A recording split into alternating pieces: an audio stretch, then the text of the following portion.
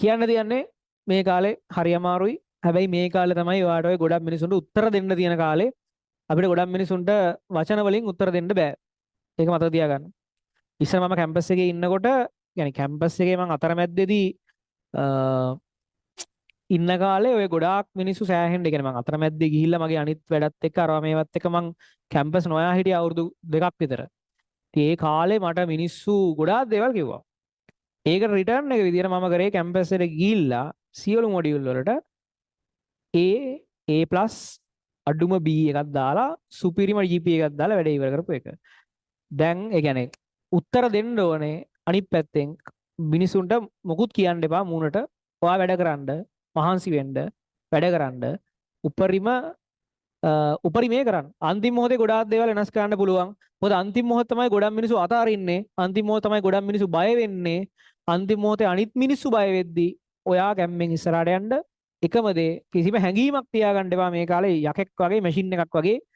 රෑ වෙනවා, එලි වෙනවා, ඇඟට අමාරුයි, ඇඟට උණ වගේ. ඔයාලට විතර නෙමෙයි මටත් උණ වගේ මේ ටිකේ මේ තියෙන වැඩත් එක්ක මේ ඔයාලගේ වැඩත් එක්ක තමයි ඉතින්. අර එච්චරට මම දන්නවා එහෙම ප්‍රෙෂර් එකක ඉන්නේ ඕගොල්ලෝ. හැබැයි ඔය මහන්සි වෙච්ච ටිකට අනිවාර්යෙන් රිටර්න් එකක් එනවාම තමයි. ওই රිටර්න් එක නොගෙන මැද්දෙන් හැරිලා යන්න එපා. මොකද ඔයාලා මෙච්චර කාලයක් මහන්සි වුණා. රිටර්න් එක නොගෙන අන්තිම මොහොතේ වැඩේ අතාරින්න එපා. අන්තිම මොහොතේ උපරිමයක්ම කරන්න අර අනිත් කට්ටිය අතෑර යද්දී ඔයා තව උපරිමේම කරන්න. ඔයාගේ උපරිමේම දෙන්න නෑ. තව පැයක් වැඩ කරනවා. තව චුට්ටක් වැඩ කරනවා. නෑ මං ඒක හිතන්නේ නෑ. ඒ ප්‍රශ්නේ හිතගෙන ඒ ගැටලුවක් ඔයාලට මොකක් හරි ගැටලුවක් තියෙනවා නම් ඒක හිතන්නේ නෑ. මැෂින් එකක් වගේ වැඩ කරනවා.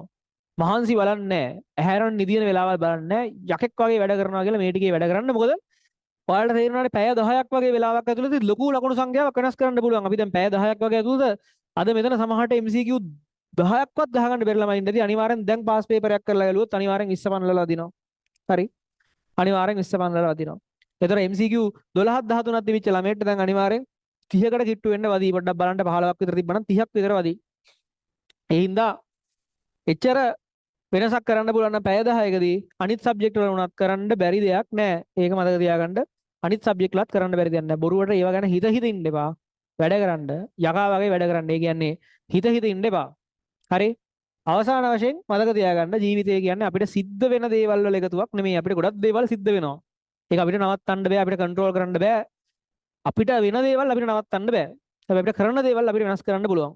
ඒ නිසා ජීවිතය කියන්නේ අපිට සිද්ධ වෙන දේවල් වල එකතුවක් නෙමෙයි. ජීවිතය කියන්නේ අපි විසින් හදාගන්න දේක එකතුවක් විතරයි. ඒ නිසා ඔයා හදන්න ඕනේ ඔයාගේ අනාගතේ මෙන්න හොඳම වෙලාව. බහුතරයක් බය වෙලා පැත්තකට යන වෙලාව ඔයා ගැම්මෙන් වැඩ කරන්න. හරි.